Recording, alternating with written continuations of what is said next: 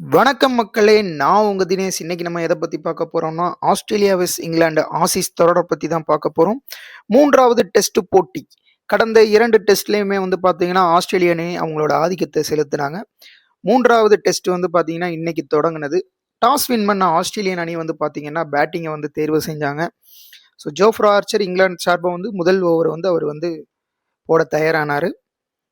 Head வந்து பார்த்தீங்கன்னா, இன்னைக்கு வந்து அந்த அளவுக்கு விளையாடலன்னு தான் சொல்லணும்.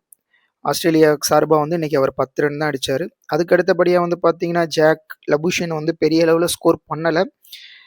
நேத்து பரவலா பேசப்பட்ட கேமரூன் கிரீன் வந்து பார்த்தீங்கன்னா, நேத்து இந்தியா ஐபிஎல்ல வந்து பார்த்தீங்கன்னா, அதிக ஏலத்துக்கு போன வெளிநாட்டு வீரர்ன்ற பெருமைய பத்தி நம்ம பேசிக்கிட்டு இருந்தோம். அவர் வந்து பார்த்தீங்கன்னா, கேகேஆர் 25.20 கோடிக்கு வந்து எடுத்தாங்க. அவர வந்து ஜோஃப்ரா ஆர்ச்சர் வந்து பார்த்தீங்கன்னா, டக்லயே வந்து இன்னைக்கு தூக்கிட்டாருன்னு தான் சொல்லணும்.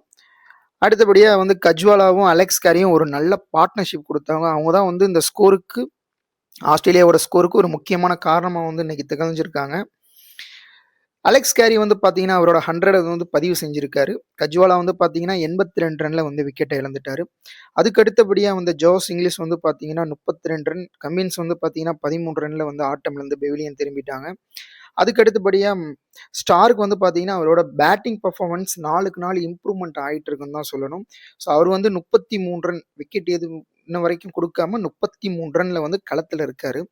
அவருக்கு உறுதுணையா வந்து பார்த்தீங்கன்னா, லயன் வந்து அவருக்கு சப்போர்ட் பண்ணிக்கிட்டு இருக்காரு. ஸோ முதல் நாள் ஆட்ட நேர முடிவுல வந்து பார்த்தீங்கன்னா, ஆஸ்திரேலியா அணி வந்து பார்த்தீங்கன்னா, 83 ஓவர்ல 326க்கு 8 விக்கெட் இழப்புல களத்துல இருக்காங்க. கடைசி பேட்ஸ்மேன் போலண்ட் மட்டும் இன்னும் பேலன்ஸா பெண்டிங்ல இருக்காங்க. இங்கிலாந்து சார்பில் வந்து பார்த்தீங்கன்னா, ஜோஃப்ரா ஆர்ச்சருக்கு வந்து 3 விக்கெட், ஹேர்ஸ்க்கு வந்து பார்த்தீங்கன்னா 2 விக்கெட், டங்க் வந்து பார்த்தீங்கன்னா 1 விக்கெட், கேப்டன் பென் ஸ்டோக்ஸ் வந்து இன்னைக்கு விக்கெட் எதுவும் எடுக்கல. வில் ஜாக்ஸ் வந்து பார்த்தீங்கன்னா 20 ஓவர்ல 102 ரன் கொடுத்து 2 விக்கெட்ல வந்து இன்னைக்கு வந்து ஆட்டம் வந்து முடிஞ்சிருக்குன்னு சொல்லணும். 2வது